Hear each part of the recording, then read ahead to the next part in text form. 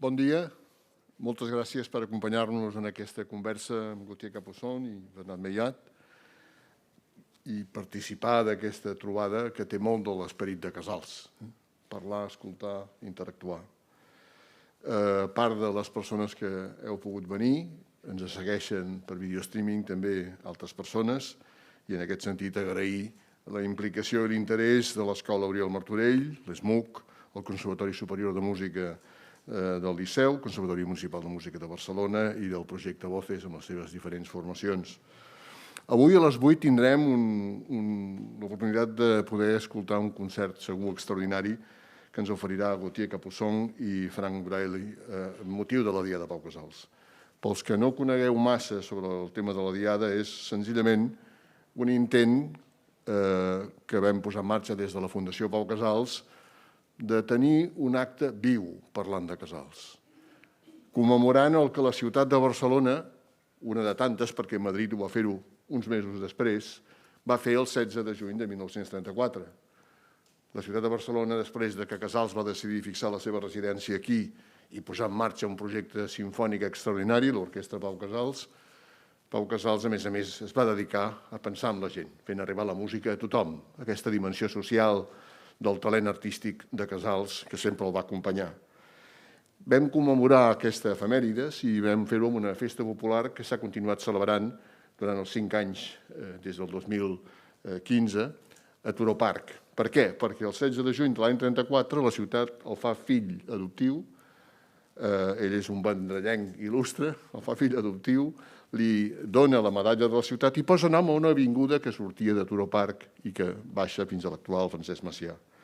Commemorant aquest fet, doncs el que hem fet és afegir-hi, amb la col·laboració del Palau de la Música, un concert especial, de nivell, sempre amb músics vinculats amb la galàxia Casals. I per això Gautier Capuçon, acompanyat de Frank Blair, estan aquí. Va venir Misha Maisky, Sol Gaveta, el quartet Casals, Amal Arguerat, en definitiva, sempre músics molt propers als valors, a la idea de la música que tenia Casals.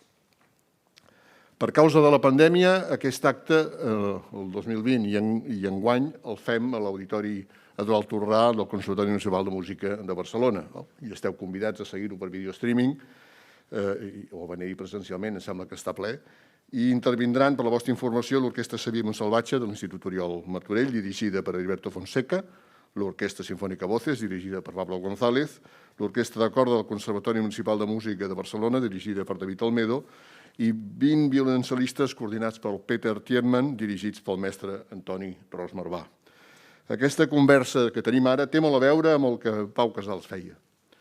A més d'un violoncel·lista, director d'orquestra i compositor, veritablement un músic total, Casals va ser un mestre al llarg de tota la seva vida. Un músic total que volia transmetre molt més que la tècnica, l'ànima de la música com a expressió de bellesa i de vida. Aquest sentiment és el que volem que els joves músics, les persones interessades en descobrir, en conèixer el llegat de Casals, s'hi apropin i el comparteixin. I per aquesta raó, aquesta activitat, diguem-ne, de mestre, de docent, la va desenvolupar fins al llarg de la seva vida. A Marlborough, que hi va anar des de l'any 60 i no va deixar-hi d'anar fins que va morir l'any 71, veritablement, veurem algun testimoni, és una oportunitat per entendre la implicació personal d'un músic que, justament perquè va ser un professor, un mestre, mai va deixar d'aprendre. Aquesta és una qüestió molt important. Vull agrair moltíssim a Gautier Capuçon la seva amabilitat, generositat i complicitat amb l'esperit de la Diada de Pau Casals, oferint aquesta oportunitat d'escoltar-lo i compartir amb vosaltres aquesta conversa. I també agraeixo molt al Bernard Meillat, el nostre assessor artístic de la Fundació Pau Casals, estudiós, home compromès amb el llegat de Casals i amic de la Fundació, per la seva inestimable col·laboració. Merci beaucoup. You have the floor. Gautier, thank you for coming. You have a terrible schedule since concerts are going again everywhere. So we are really proud to welcome you and that you accept this meeting with young musicians, because You are a great soloist, yes, but you are also, despite your young age, very eager and enjoy very much teaching. So it's a good opportunity, we thought, at the foundations to organize this meeting. And we are going to talk, Gautier and me, about Casals, because it's a great reason of this concert, but also to let you ask as many questions as you want on any subject after this short presentation. Not any subject. So, you are probably among the great stars of the cello today, the most connected with Casals and very close. Martha Casals has a lot of high esteem and a lot of affection for Gautier, and it's also really this reason why we do that. So Gautier, I am going to ask you to see, with all of us, 2 videos. I will tell you that there are also archives in black and white for the first film, and the sound is not as perfect as we could hope today, but it's really very fascinating. Casals at 85, it was in 62, playing the end of the Brahms E minor sonata, which is a very difficult movement, isn't it? With Eugene Histamin at the piano. And I will ask after that you comment this performance. Where is the video taken? Which concert in was Puerto Rico in 62 with Puerto Eugene, Rico 62. Yes, with Eugene Histamin, his great friend, at the piano. We have the 4 last minutes of this sonata. Great. So please.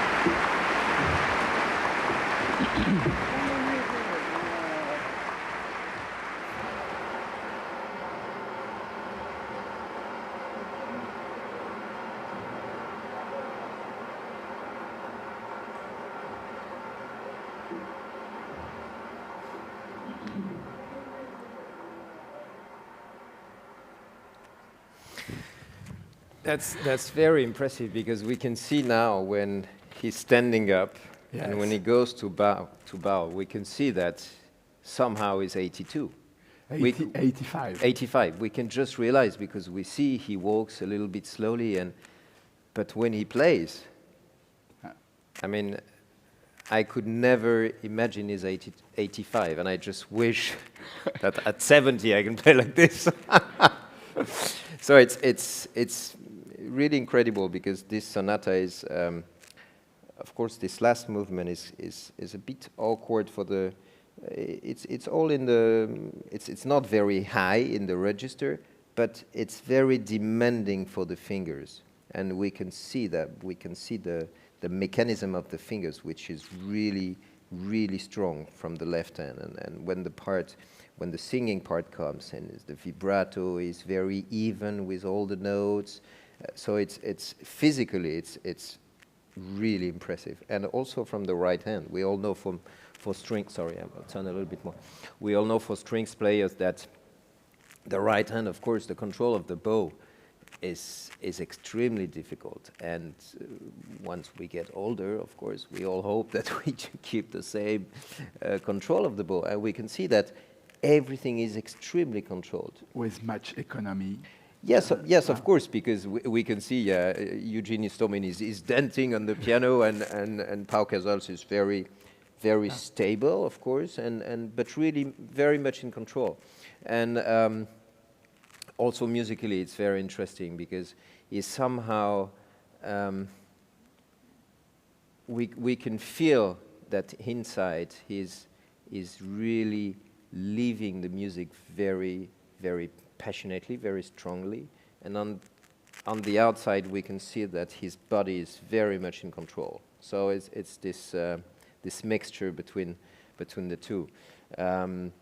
It's extremely impressive also because we know that Gautier cellos are not the easiest cello to play. Those cellos are very demanding also. Some cellos, of course, are easier than others to produce sound, and the Gautier is absolutely magical for cello as a cello maker, but it's always a cello which requires, I mean, some of them are more or less difficult, but it always requires to really get in the sound and really very much in control. It's not like maybe a Stradivarius or a Montagnana that you just put the bow and whatever, you relax and you have this sound coming up.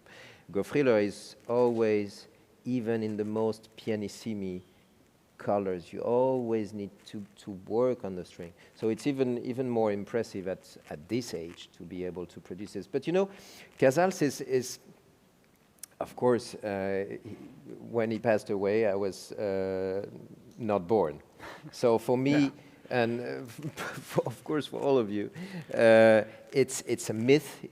He's of course in our hearts as cellist. I always say is our father, and of course he did so much as a musician.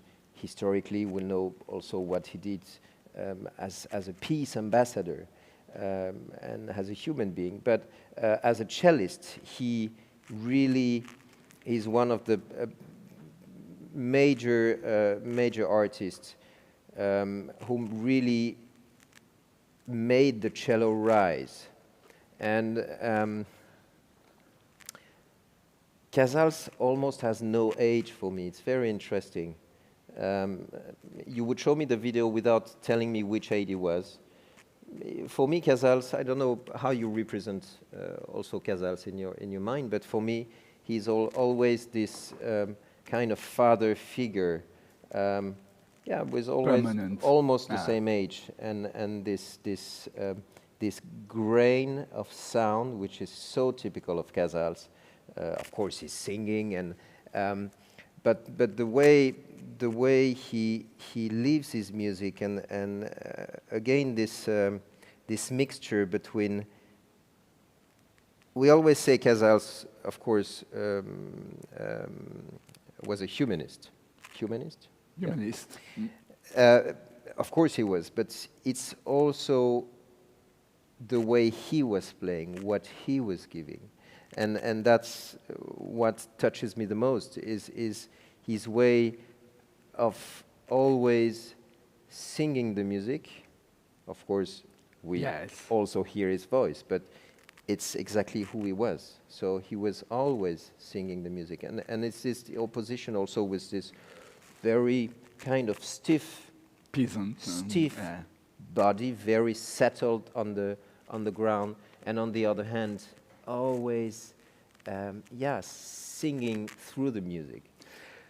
Gautier, you make a very beautiful transition, because we are going to see now another video with Casals teaching and inspiring, and it's a lot about singing. Which year?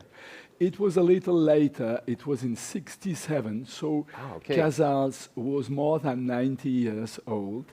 He is not playing, even if he plays just a little, but he is giving a master class about the A major sonata by Beethoven, the very sonata you are going to play this night. Oh, so great! Franck is here, so we can take a lesson.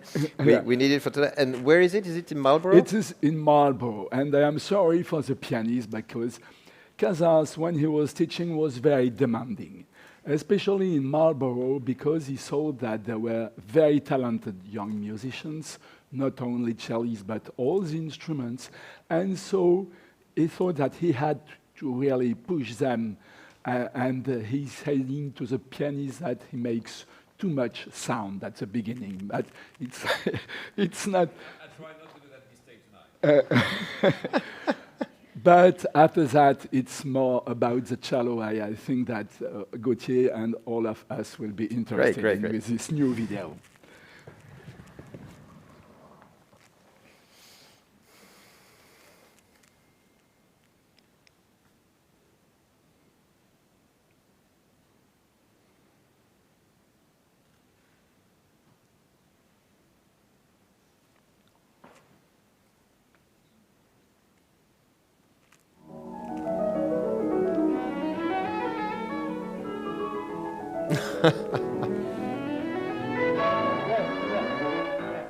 Very well. Now, yes. Try to hear him also, yes? Yes, now, this is a very big instrument, you see, and it sounds much too much. But then, now, now sing that.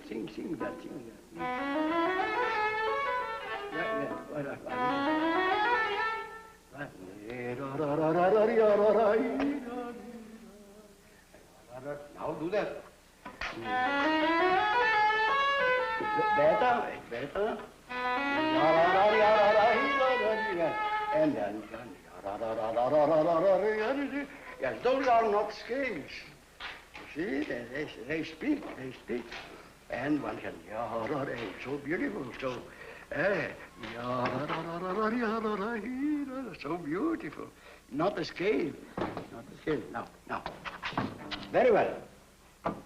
Now, here. Yes. And good.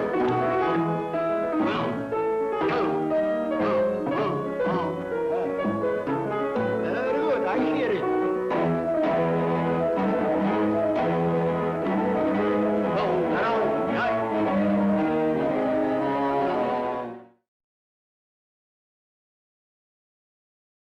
Wow, 90. Do you see how much more than 90? How much energy he has? It's just unbelievable. Yeah. He has more energy than the young guy who's playing for him. Well, yeah, it's incredible, because of course I didn't know what you were going to show, and when I talked about singing, it's exactly what I think about Casals, but about music in general. And the notes speak.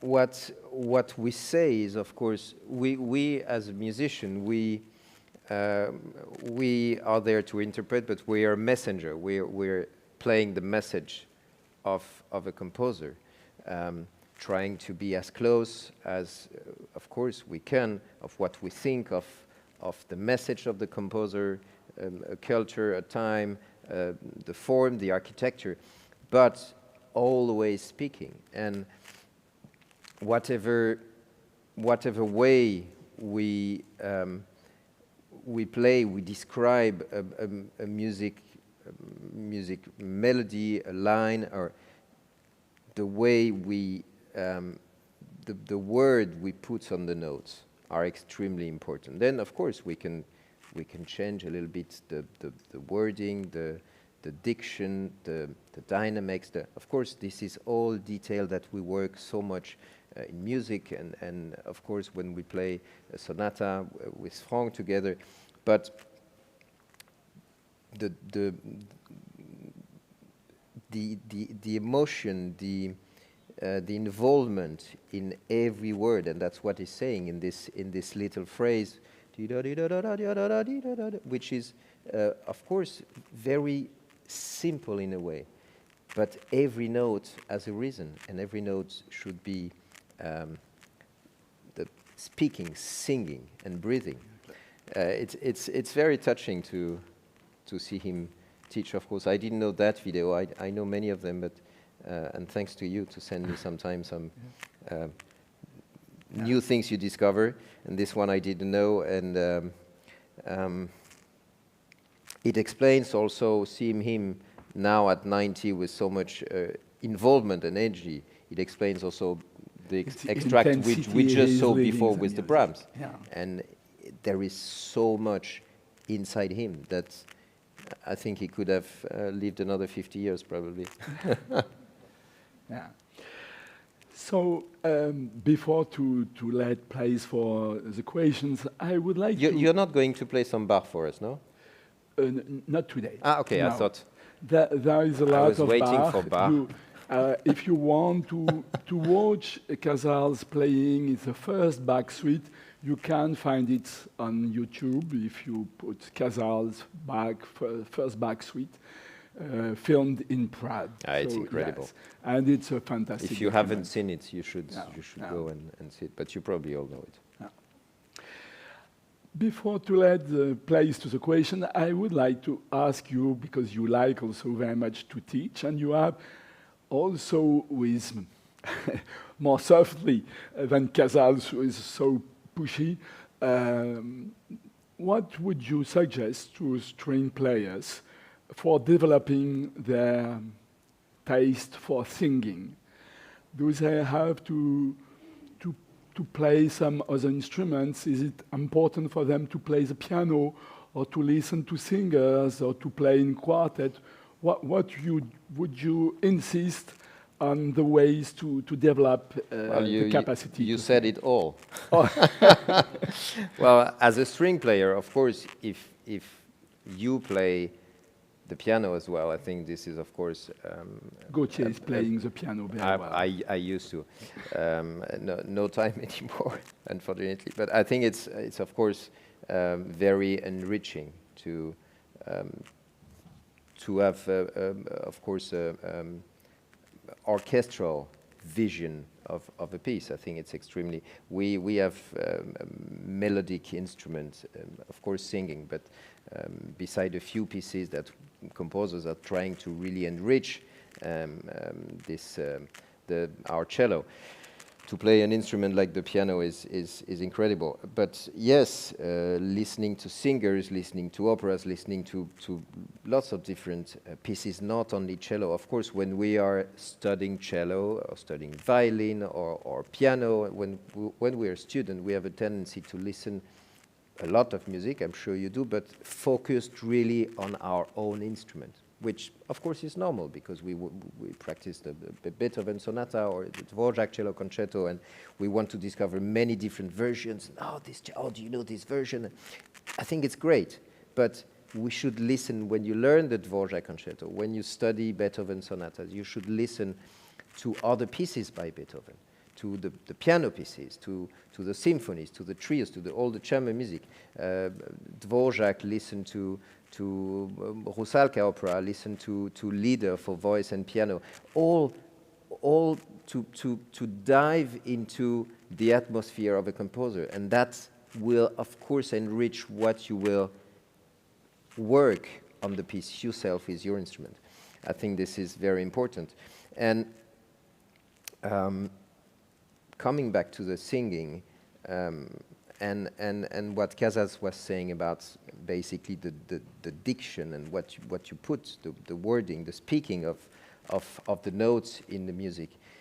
What we personally, what makes a piece alive? Of course, the music is we're talking about the greatest composers, genius, but what makes it alive is the interpret also, and is what you will put yourself in the music, and that is extremely important. And nobody plays the same way, and that's what is so rich in the music. So what is important is, of course, to get inspired by, of course, great masters like Casals, great cellists or great pianists, great conductors, but only inspiration. Never try to copy. Just get some inspiration. That inspiration should lead you to think, why is he doing this? Just don't copy just because you like it. Try to think, why is he doing this? Why? Where is the phrase going? What do I want to say? And that's the most important. Sometimes we don't have the answer. Before we find the right answer, we should ask ourselves the right question. And sometimes it takes years and sometimes a life to find the right answers. And sometimes we don't know. We think we have the right answer and then we change our mind, which is, of course, absolutely right. But ask yourself, what do you want to say in the music? Why do you take this option? Why do you make a ritardendo? Why do you choose this tempo? Oh, yes, because it's written. Yes, sure, okay, it's written, and the composer wrote allegro, scherzando, adagio, but why? What is the spirit? And I think all those questions are very important, but once again, we are lucky to be all different. We all have different parents, of course, but different culture, different stories in our life, different backgrounds, and I think this is enriching so much the music. This is your way of playing, and that's what you should develop. So I think this is very important. Be yourself. So be yourself if you need. It's a good invitation to ask questions. So and Gautier will be happy to answer. Don't be shy. He said you can ask almost anything. Yeah.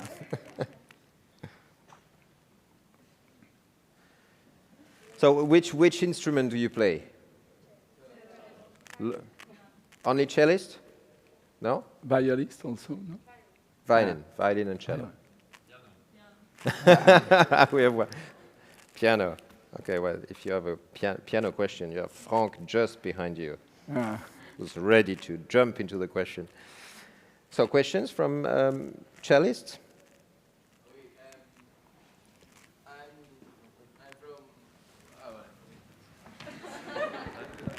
I'm from Muriel Martorell, and how do you manage your the stress before going on stage?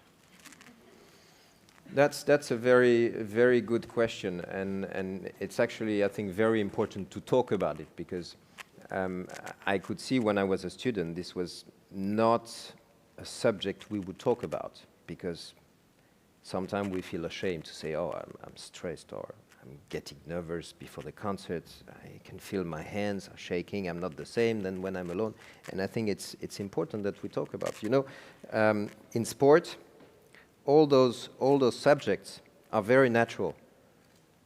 When we get an injury, when we have pain, when we need some more energy. In the music, I think we're not exploring and talking enough peacefully about those subjects, because we talk about music, of course, we talk about the instrument, the position, the technique, but there is all other aspect which is so important, and stress is part of it. And we all have stress before the concert. This is totally normal. Then it materializes differently between two persons, of course. One person will have it maybe a little bit stronger than the other. But I always have stress when I go on stage, of course. It's a mixture between a huge, of course, excitement of the moment. You're so much waiting for it, and now I'm so much waiting for the concert tonight with Franck. We haven't played together since many months, and I'm so much looking forward to be here in Barcelona, to be able to travel again and play here, of course, in this Pau Casals Day. But on the same hand, I know I will be also a bit nervous because you want to do your best. You hope you will play at the best that you can, and it's anyway never enough, because we can always do better. We can always do better, or we can always do different. And maybe there will be some little mistakes, maybe there will be, but is that the most important? That's what you have to ask yourself. Is this the most important? What is the most important in the concert? And Gautier, I would like to say also that Casals was really sick with stage fright, really. And it happens when he was very young. He had an accident in the mountain, and some rock went on his left hand. And his first reaction I will no more play the cello. The stage fright is finished. And finally... Well, at 90, he was still there teaching. Yes, you know the end. So, but really, it was a drama for him. But he knows that he had to go over, and he succeeded. And there are different periods in life, of course. But what do you think is the most important in the concert?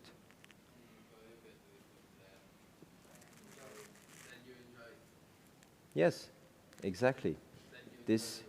That's first that you try to put as much emotion in the piece that you can, and that you are able to tell this story, to give this story to the audience. So the most important is the musical journey you will live together, experience together with the audience. That's the most important. Then, of course, you will try to do your best. You will try to have the most beautiful sound. You will try to play as much good intonation that you can. And yes, of course, but maybe there will be some small mistakes, and maybe you can do better next time, maybe not.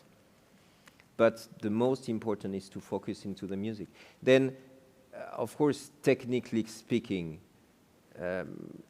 if you are stressed before a concert, then you can try different things to try to calm you down. You can, of course, do some breathing exercises, and many things you can try, and you can experiment and try to find which one suits you the most, or which one helps you to concentrate but still get a little bit relieved with the stress.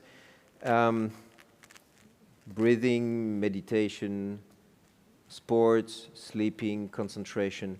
But one thing also which is very important is don't try to fight the stress.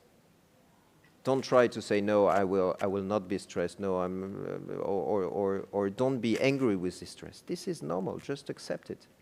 Just welcome it and accept it, and try to use it. I mean, this is also a way, you know, it's like a big champion who's going to do a tennis match. Now Roland Garros just finished. He's extremely stressed before the concert, but this stress also should help you to converge all this energy into the concert and into what you're going to give. So, but probably also one life is not enough to try to learn more and more yourself. And once again, everybody is different. There is no miracle recipe. Otherwise, I would share it with you if I would know one. But we all need to, every concert to learn a little bit better about ourselves. And the best school, anyway, is to perform. And so you will, I'm sure you will find your own way. Yes, another question.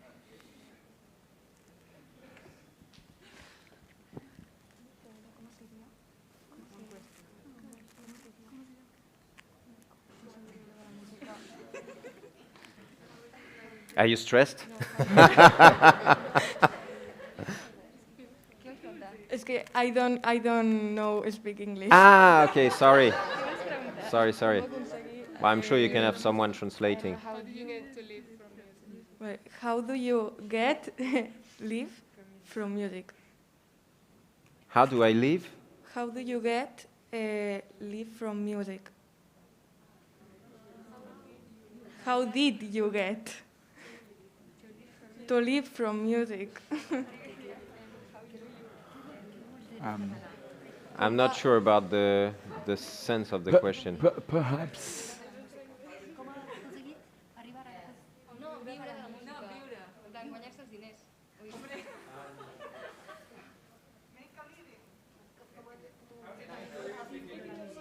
Ah.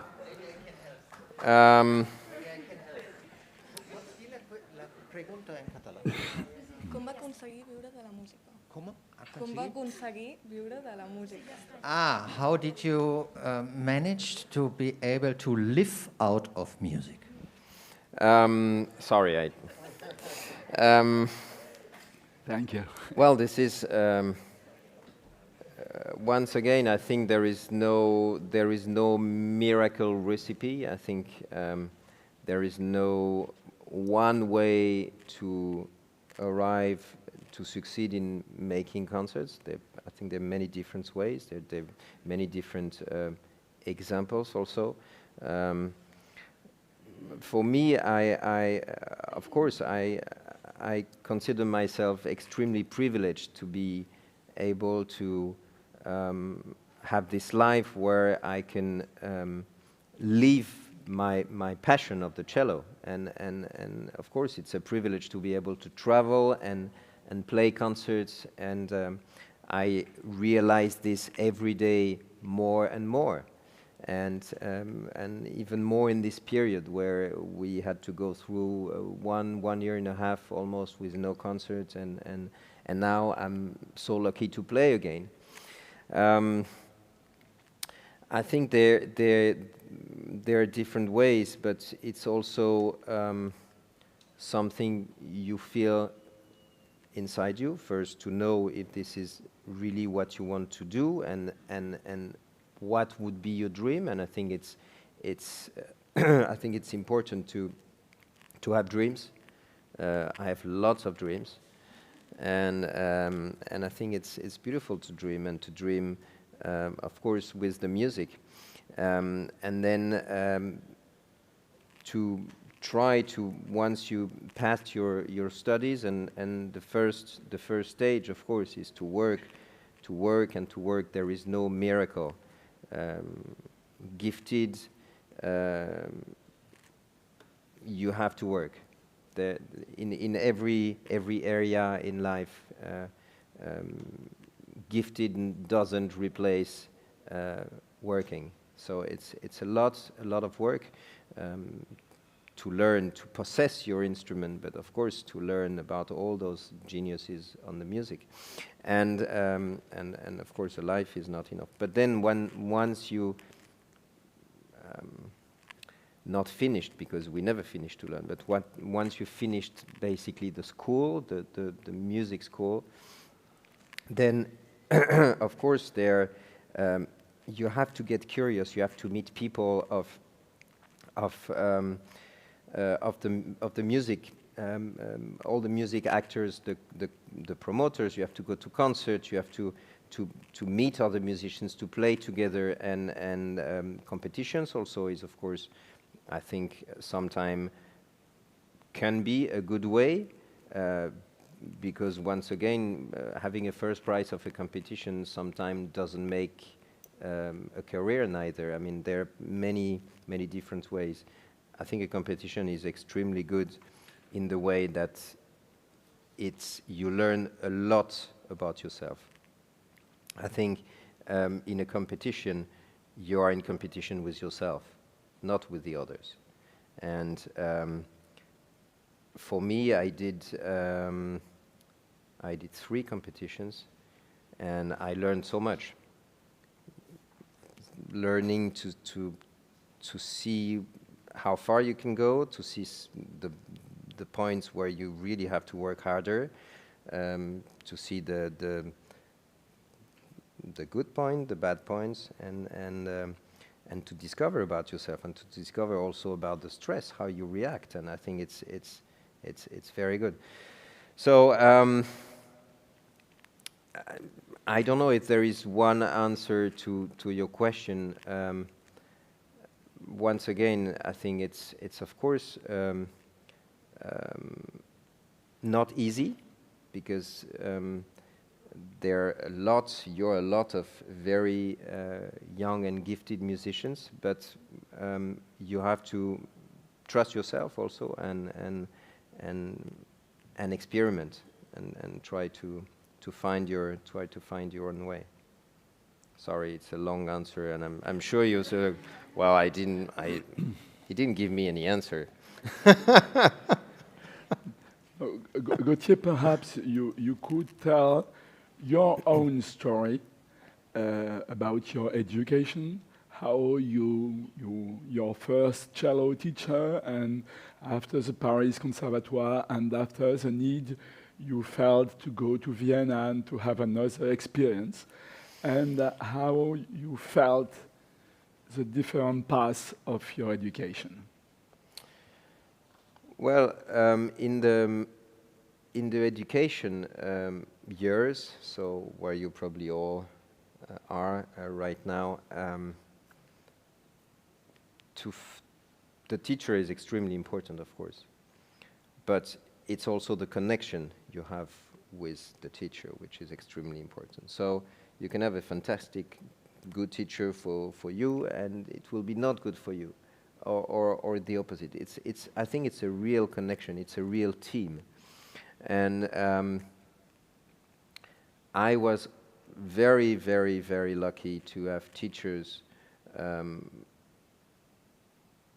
extraordinary teachers, who really took such great care of me, so much time, so much patience, and they were all also in the right combination in a way. Timing is extremely important. We know timing in music is extremely important, but in life it's the same. And when the constellation arrives at the right moment, it's beautiful. And well, I'm talking about me is maybe not extremely interesting, but basically I started in my hometown, then I went to Paris. I started with a fantastic teacher, Augustin Lefebvre, who gave me really the passion of the cello. He was, he still is, someone extremely passionate about his instrument, but when he taught me when I was 4.5, he knew how to show this passion and how to give it to his young students. And when I think of this period, 4.5 until 7, 8 years old, 99% of my souvenirs are with him and with the cello. It's extraordinary how the memory is linked to happy moments. And the cello lesson was the happiest moment of the week. It was incredible. Then I went to Paris. I studied with Annie Cochet for many, many, many years. It's hard to say how many years, because basically she followed me all the way through, and she really, like an architect, she built the house, stone after stone, slowly, no, yes, no. She could tell me 1,000,000 times to do something again, but always with the same patience. She was very, very strong, but always, yeah, in a very good spirit, and just in my interest, just in the interest of the student. So she's very, very precious. So I studied with her many years, and then I studied with Philippe Muller, in Paris Conservatoire, also for many years, first in private to prepare the music school, and then 5 years at the music school. I've done many music camps with him. I traveled with him to Australia, to America, and he also gave me so much in a different way, with different aspects. Philippe Muller, of course, is one of the students of André Navarra. He was the youngest cello teacher appointed at Paris Music School, and so of course all the cello technique, the right hand, was a big part of our work. And you were asking about transitions. It was very interesting because the transition was always made very naturally. So in Chambéry, Augustin Lefebvre, then Gilles Goubin, then in Paris with Annie Cochet, who made the link between my hometown and Paris, preparing me also to Philippe Muller. And then at one point, Philippe Muller, after 5 years, or even before actually, it was really a transition when I had my degree, prize, whatever you call it, in Paris Music School. Then I did a upgraduate cycle. And when I started that, he said, well, I think for you now it's the time that you see someone else. And at first I was like, why, he wants to get rid of me? Or, you know, you don't understand. And now, of course, with a little bit more distance, I understand how careful he was with me, how this, to say this for a teacher, I think is extremely hard. To say, I like you so much that I let you go, in a way. I gave you all what I could give. And this is so important. He said, well, we worked, of course you can work for 20 years or 30 years with a teacher, but he said, well, now I feel that you need to get some inspiration also from someone else. And that was, of course, a huge present. So I went on with him because I didn't want to stop. So I said, yes, okay, but I will stay also. And I went to study with Heinrich Schiff in Vienna, which was great also because Heinrich Schiff was a student of André Navarra, so they came basically from the same base, same ground, both developing with different characters, different countries, different cultures, France, Austria, and it was extremely enriching. And I studied 3 years with Heinrich Schiff, and this was also an incredible time period for me, and a transition slowly to the professional life, because I was starting at this moment to play. Yes, so I realized today, 20 years later, because I'm going to be 40 next year, so it's about 20 years, and which seems to be yesterday. And I realized how lucky I was with all my teachers, because this went always very smoothly. Of course, there was a lot of work, hours every day. I was working really a lot, which I think we should do when we're young, even today. But then the work changes and transform in a way. So very privileged. Perhaps, yes, with pleasure. Hello. Hello. Hello? Yeah. See, no? Yes, it's working. When you have a new piece that you have never played before, what kind of techniques do you use to get some inspiration or to understand what the music wants to say? Because there's teachers that use image, but for example, with me it doesn't work very well. But that's a very good question. And as a teacher now, or now that I'm teaching, let's put it that way, since a few years, what I find it extremely passionating is to try to find the right key. And we all have different keys. And exactly as you say, for some of us, it's colors, it's a picture, it's smell, souvenir of smells.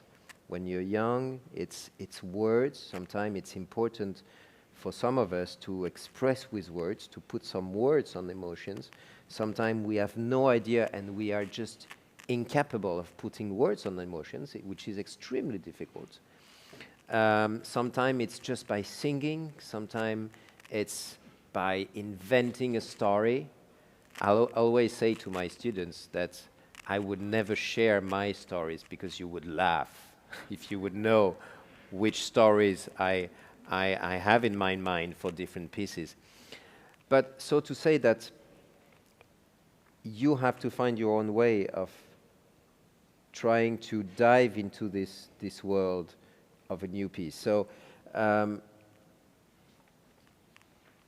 once again, I come back to the question. The question is very important. Try to ask yourself those questions. What do I want to say? What is the spirit? What can I put in the music? How? What am I going to use? All those questions. Maybe you will not have the answer straight away, of course. But you know, they're there. They're in your head, and you play, and then suddenly maybe you will do it without even noticing. Maybe you will think, could that be that, or and then sometimes it's not good, and sometimes you feel that maybe that's in that direction, but it's fine that it's not good. You have to search, you have to experiment, you have to try. There's no problem in getting wrong, as long as you're searching, and this process is extremely important. What do I do with a new piece? So you mean a new piece, a modern piece, or a new piece that I haven't played? Well, I try to ask myself those questions, and I try to, of course, through the music, the different works. There is the work with the instrument playing, and there is the work on the score also. And I think very early it's important to read the score, to try to. The scores are comment on dit, carte au trésor, like a treasure map. You understand what I mean? So there are millions informations, and you can spend 10 hours, one day you will not see everything. A life is not enough, basically, to find all the secrets. Yes. And even when we play a piece by memory, so, oh no, I don't need the piece, or when I play Beethoven sonata or concertos, pieces I played a lot, of course I don't need the score because I know the music. But every time I force myself to take the score and to practice again with the scores, because every time I see something different, or I have new ideas, or I did that for 20 years, but that's wrong. I think it's not that way. And then you change. And so the score is, of course, the key to lots of messages. But then you try to play, to understand, to explain those messages, and once again, asking your questions, why? Don't play an accent because there is an accent. Don't play a diminuendo just because there is a diminuendo. Do it. Of course, it's better than not doing it, but ask yourself, why is there an accent? What does it mean? Which color? Which painting? Which story? What kind of accent? Millions accents. There are millions diminuendo. Where is the phrase going? It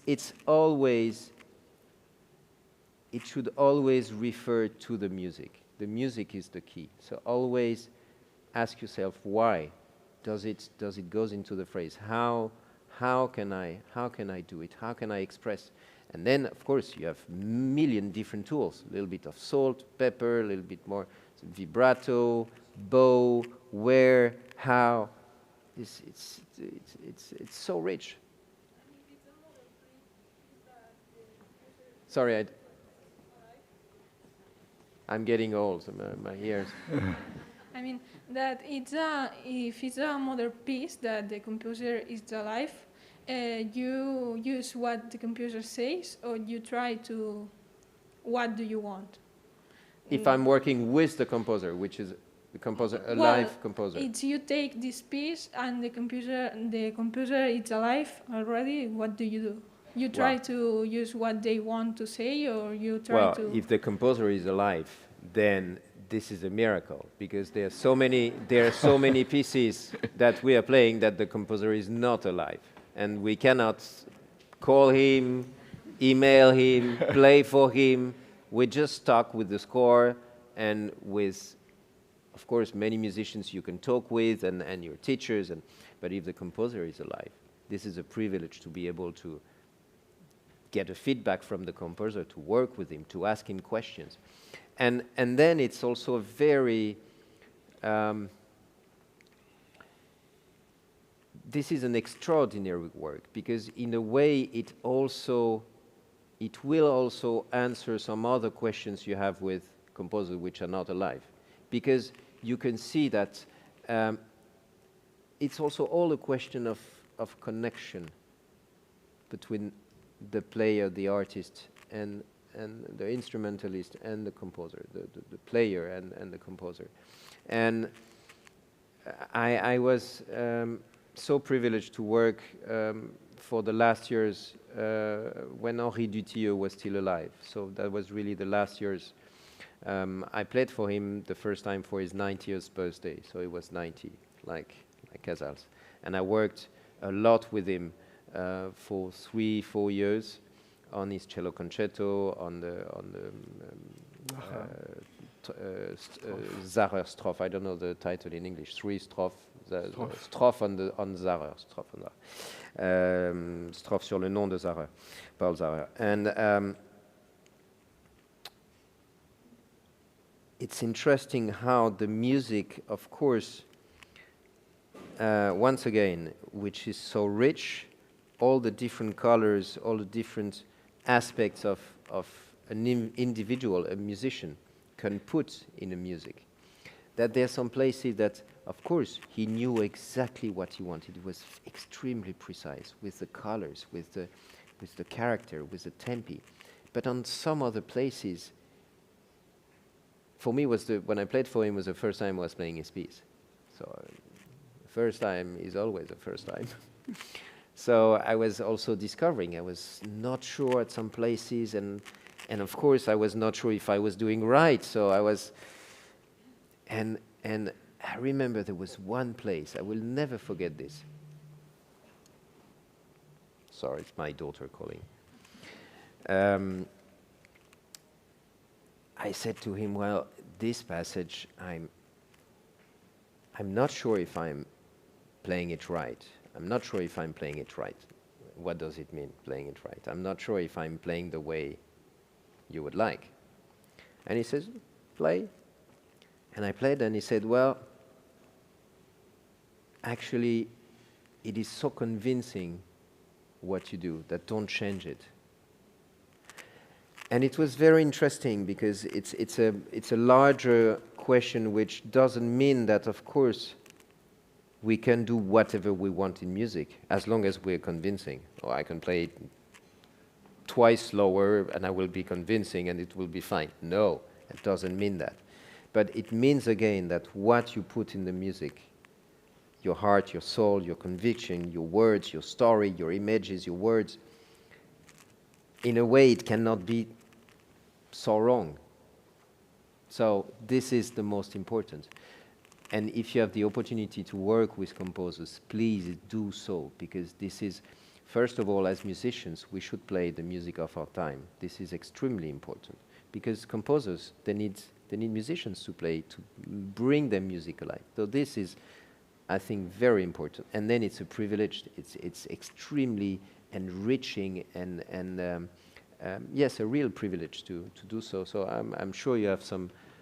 Maybe some friends at the music school who are composer, or do things with them. Try to to play the music or ask them, can you write something for me? Can we do something together? Try to get this connection. I think it's extremely important. Thank you. The last question. I'm talking too much, sorry. Hi. I wanted to ask about how do you see classical music nowadays? I mean, do you think, are we enough close to people? I don't know. What do you think about this? How much time do I have to answer? 1 hour. Well, this is a big question, and are we close enough? I think we are to the audience we have. We can always be more. We can always be closer. But I think, of course, we still need to enlarge broader the classical music audience. I think there was a lot done in the past 10, 20, 30 years, but I think there is still so much to be done. And in many different ways, of course, in education, this is the start with kids. Many concert halls, orchestras open their doors to welcome people, which is so important and so great to welcome kids. But it's also going to them. So it should go in two directions. I think it's important to welcome them, but also go to them. So kids, and it's also the way. Sorry, I'm thinking just to make a short answer because now I'm going to make a long answer. Let me end that way and make actually a good transition with Casals. I think that sometimes we are a little bit too academic in a way. I think classical music, of course, is a treasure, an extreme privilege and treasure, and we should cherish it, and we should respect it, and be sincere and authentic. But the way we package it in a way, the way we present it, could be a little bit more modern, and also having a little bit more balanced. And just to finish with Casals, if we look at the programs that he was doing in the beginning of the 20th century, we're talking about 100 years ago, was much more modern than the programs we do now. You know, they were playing a movement of a sonata, then still with the piano, maybe first movement of Schumann cello concerto, and why not Dvorak, and then some little pieces, a little bit like we do tonight. We finish with little pieces. As Casals, as a program Casals was done, and I think it's actually very well balanced, and it doesn't mean that the normal form should not be done anymore. I'm not saying this. I'm just saying that I think also in this way of trying to broaden a bit the audience, I think there are things that can be done, and also to give a little bit hint also of modernity, because the music of Bach, of Mozart is so modern. It is extremely modern, even though it was written 100 years ago. And I think it's just the way how we present it and how we put it in light, and that's our mission as musicians. So I think there are many things to be done, and I think you, the young generation, I think you're really now in a generation that's I'm 20 years older, and I'm I was kind of in between in a way, and I have the feeling that now there is. When I talk to young musicians, they have many ideas, many different things that they want to do, and I think it's great. I think you should really do it. Always I think the most important point is always to keep the music in the center. This is for me the most important rule. So always keep your sincerity, being authentic, and respect the music. But then there are many things that can be done, many things to invent, many collaborations, many ways to, also as a musician, to enrich with different music. So I hope that answers a little bit the question. Sorry for being long. Thank you so much. Merci, mon cher Bernard. Merci, Gautier. We know each other since so many years. Yeah. And I'm so happy to see you again tonight. And yes, we made. And be with you. I promise I will do my best tonight. I cannot do better than my best. Actually, it doesn't mean anything, but I will do my best. Thank you. Thank you.